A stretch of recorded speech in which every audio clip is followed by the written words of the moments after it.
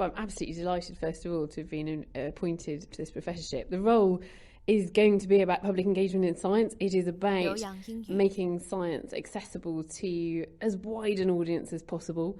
It's about making it easier for our academics here at the University of Birmingham to talk about their research to the general public.